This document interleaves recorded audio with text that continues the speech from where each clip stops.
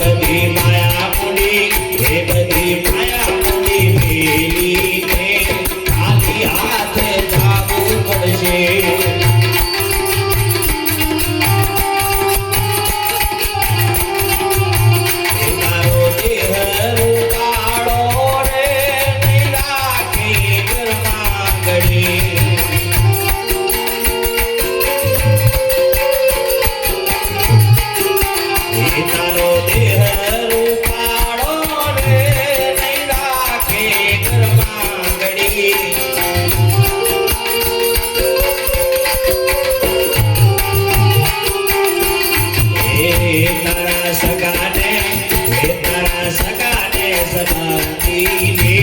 થોડા ધીમો ભૂલી જશે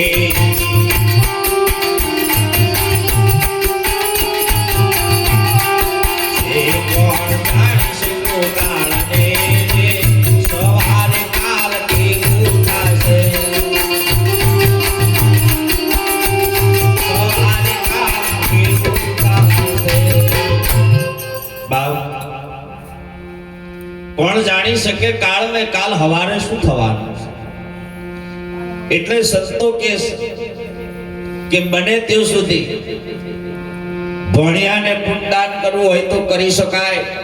કોઈ ગરીબોને પણ જો સેવા લાભ લેવો હોય તો કરી શકાય અને જીવતે બને ને તો મા બાપને જે જરૂરિયાત હોય એ લઈ આવજો જીવતે હો અહીં અમે બોલીએ છીએ ને તો શીખી નહીં બોલતા ઘેર આ ભાવ સેવાનો લઈએ છીએ મા બાપના આશીર્વાદ હોય છે ત્યાં બોલાય ને કે આજે બોલવા વાળા દુનિયામાં ઓછા નહીં કહેવા વાળા ઓછા નહીં પણ રહેવા વાળા બહુ ઓછા થઈ ગયા કહેવું તો બધાને જ સારું લાગે છે પણ સાહેબ એ રીતે રહેવું ને એ બહુ અઘરું છે તમે આત્માને ઓળખી લેજો ને તમારું કલ્યાણ થઈ જશે પણ હવે એને જ પૂછવા જેવું છે તારું કેટલું થયું કોકને આશીર્વાદ આલવા હારા લાગે છે પણ સાહેબ કોકના આશીર્વાદ લેવા કોઈને હારા નહીં લાગતા આજે જેના આશીર્વાદથી જે દીકરાઓ છે સાહેબ આશીર્વાદ આલવા નહીં પડતા લઈ જાય છે જે દીકરાઓ છે ત્યારે આવું માનું કાર્ય કરે છે અને સંતો તો કહ્યું છે હાથ પીડીએ પણ ઋણ તો ના જ ચૂકવી શકીએ આપણે કેમ કે બધું જ મળી જાય દુનિયામાં પણ મા બાપ ના મળે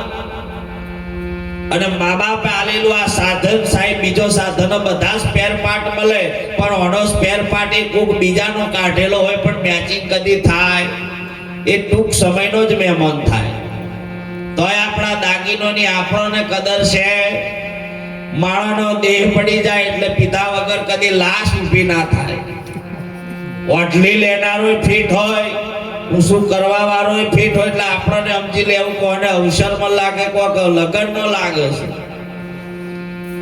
આ બધું નવું લાગે છે આવું બધું કરીએ પણ એ પાપના અધિકારી કોતી કે ઘરની ચા ના પીવે આયા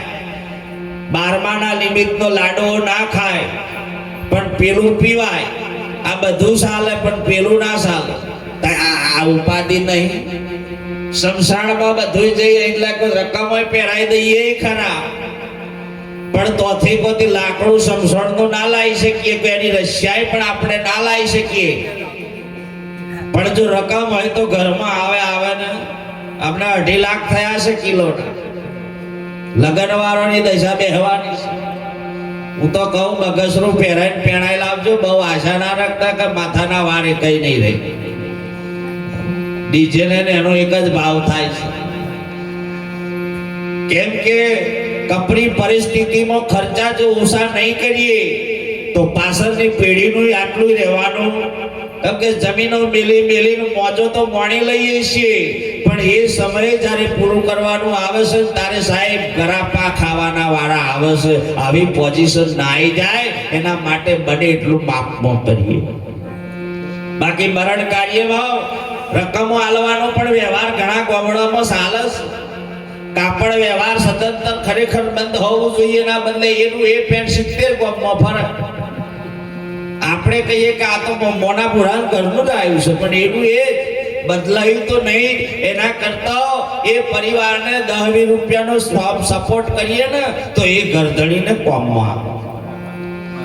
માણસનો દેહ પડી જાય એટલે ઠેપાડું લાવવું એના કરતા 2 ફૂલ લઈને એના ત્રણમાં મૂકીને પ્રાર્થના કરી કે હે પરમાત્મા જીવાત્માને સતગતિ આલજે, સારા ઘેર મનુષ્ય અવતાર મળે. આવું બોલીએ ને તોય બહુ થઈ,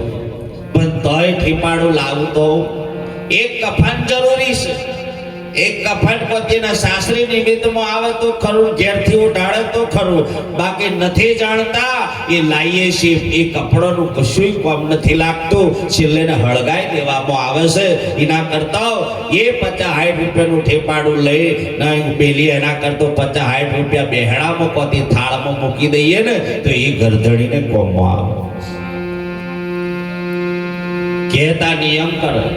એ તો બોલ્યા કરે. મહારાજોના ધંધા છે, સલાહ આલવા ટેવાયેલા છે બધા. આપણે આપણી રીતે જ હેડવાનું. આ ડખો એ પાછો એમાં કોક વક્કલ પાકે ને એટલે એનું માનવું જ પડે.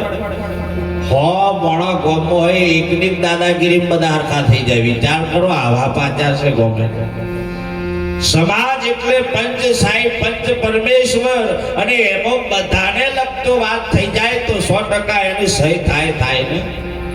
થાય. એટલે કીધું છે આયા સો જાયેગા રાજા રંક ને ફકીર. આ એકય બચ્ચો નહીં. એના કરતો એવું સત્કર્મ કરી લઈએ કે માણસ તમારો દેહ પડી જાય તો તમને યાદ કરે. થોડું જીવો પણ સારું જીવો. કટાપા લઈ ના જીવશો.